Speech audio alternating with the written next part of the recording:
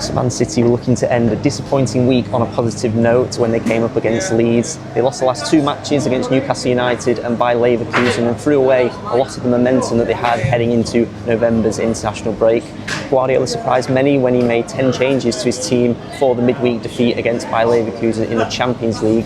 And he admitted after the match that it was a mistake, it was too many changes. And as a result of that, the stakes were sort of raised going into this game against Leeds. And after losing those two games, City couldn't really afford to lose a third game in a row and fall further behind leaders Arsenal in the Premier League. In the end, City just got about away with it in the end as they beat a spirited Leeds side by a 3-2 scoreline here at the Etihad. It was a perfect start for Man City in this game. After just 59 seconds, Phil Foden opened the scoring. It's the fastest goal in the Premier League so far this season. Brilliant passage of play with City's first attack of this match. Great 1-2 from Mateus Nunes and Bernardo Silva on the right-hand side. Nunes cuts it back and Foden just side-foots a finish in off the crossbar.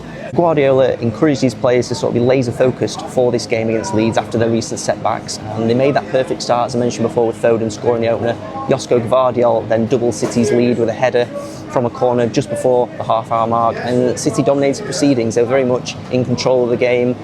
To credit to Leeds though, they regrouped after those goals conceded, and the second half was a different game. This game was really a game of two halves overall. In the second half, Daniel Farke, the Leeds manager, made a couple of tactical tweaks to his team, brought on Dominic Calvert-Lewin and also reverted to a back five after starting the first half with a back four. And Calvert-Lewin made an instant impact in the second half. After just 4 minutes, he was the one scoring, pulling a goal back for Leeds. For City though, it was sloppy from them defensively. Initially Nunes, poor pass from him out from the back, and then he and Gvardiol, a bit of a mix-up in City's box, and Calvert-Lewin was there ready to pounce and slot home past Donnarumma.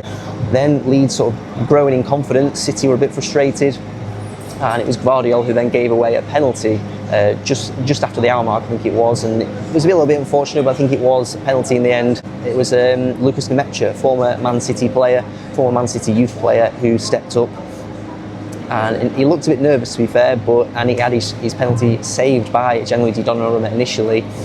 But the penalty rebounded straight to Nemecha, who slotted home the rebound. And the momentum shifted then a little bit. Leeds had their tails up, and after going from 2-0 down to sort of thinking, oh, here we go, could be another long afternoon for us in this one, they were actually eyeing up the possibility of snatching a late winner in the second half. They were defending well with that back five, a very solid back five, and they had a threat on the break. They had pace initially in the first half, but the hold-up play from Calvert-Lewin and Nemecha really improved in the second half, caused Diaz and Gvardiol a few problems. City were sloppy in possession. They were just growing frustrated as the game was edging towards its conclusion, and City were just a little bit rattled in a way by Leeds' response in the second half. But to City's credit, they managed to get the job done in the end, and it was Phil Foden, man of the moment in this one, who got that late goal. Foden was really the main man for City in this game. He was very lively, very assertive. City in general were very much so in comparison to that defeat against Bayer Leverkusen. Very lively. He was always asking for the ball, always wanting to get involved in the attacks and try and create something, and that's what Guardiola wants, is what City fans want to see from their playmaker. And in the second half, he stepped up when it mattered. He stepped up and produced that moment of magic in the 91st minute. The Etihad here erupted really when the fourth official confirmed 10 minutes of added time in this one, and literally just seconds after that was confirmed, Foden jinks to his left and fires a great shot into the bottom corner, and the Etihad just erupts then. It's a fantastic moment for Foden, fantastic moment for City, and it's a really important victory this for Pep Guardiola's side, as I said, after losing those last two games, just to boost that morale again. And now it's possibly putting a little bit of pressure on Arsenal, as the gap is now 4 points to the top between City and Arsenal. Arsenal have got to play Chelsea in a big game at Stamford Bridge for them. Puts a little bit of pressure on them. I think if Arsenal were to win that against Chelsea, of course it will go back to 7 points, but Arsenal, they'll be boosted in confidence from that result.